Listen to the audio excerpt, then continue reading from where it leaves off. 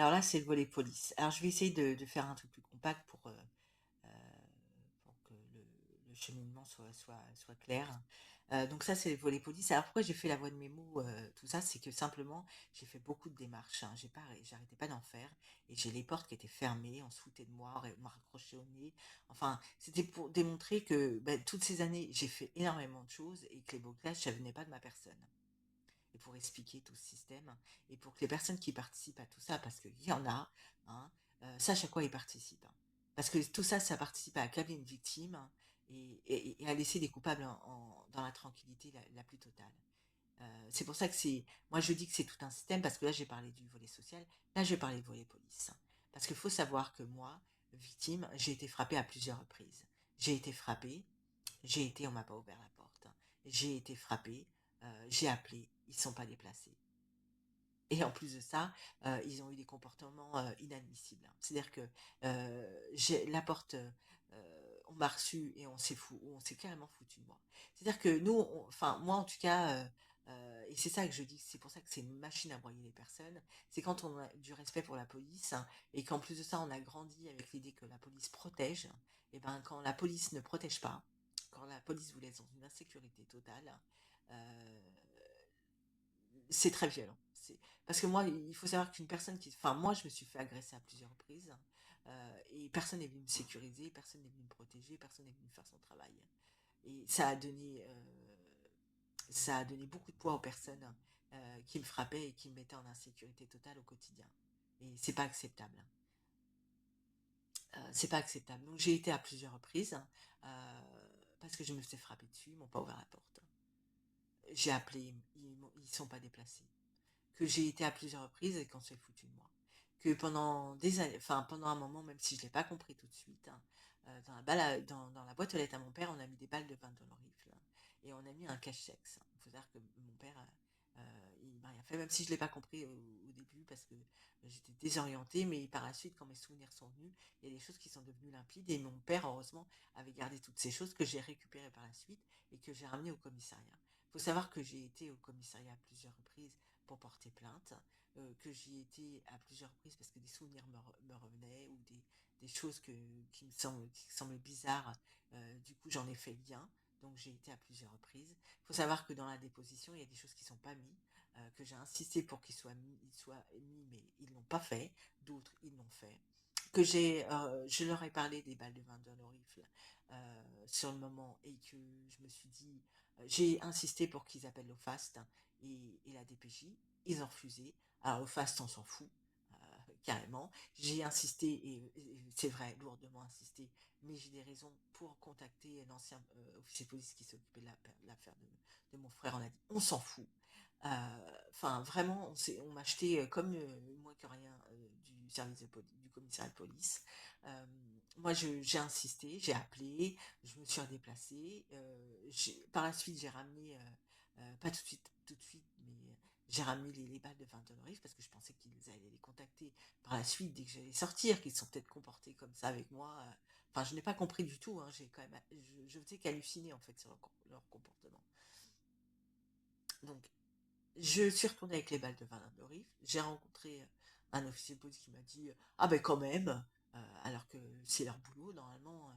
On contacte les services concernés et c'est à eux de se déplacer, je sais pas moi, ou de me convoquer, je sais pas, mais en tout cas pas le quand même. J'ai insisté pour avoir un récépissé comme quoi je leur ai remis les balles de Van Riff. Ben non. J'ai entendu par la suite que c'était un jeu, mais c'est pas un jeu, hein, parce que quelqu'un est mort, mais en plus moi j'étais agressée, donc c'est pas un jeu. Mettre ça dans la boîte aux lettres de personnes qui sont déjà dans la souffrance, c'est pas un jeu non plus. C'est pas acceptable, hein. Voilà, c'est pas acceptable. Donc j'ai été à plusieurs reprises et insisté pour qu'ils nous appellent l'OFAST et la DPJ, ils sont foutus de ma gueule. Plusieurs reprises, on m'a dit qu'on s'en fout. Donc ils m'ont jeté donc du commissariat. J'ai rencontré des officiers de police et où je leur ai dit que je comprenais pas leur comportement, parce que moi je respectais leurs fonctions. Et là, on s'est foutu littéralement de ma gueule, hein. Ah.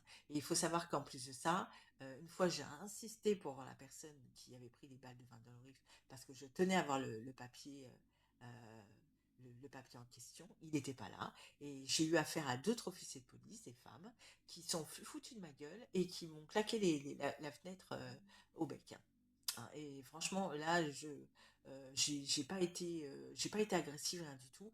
Mais par contre, là, je leur ai dit que là, ils se foutaient de ma gueule.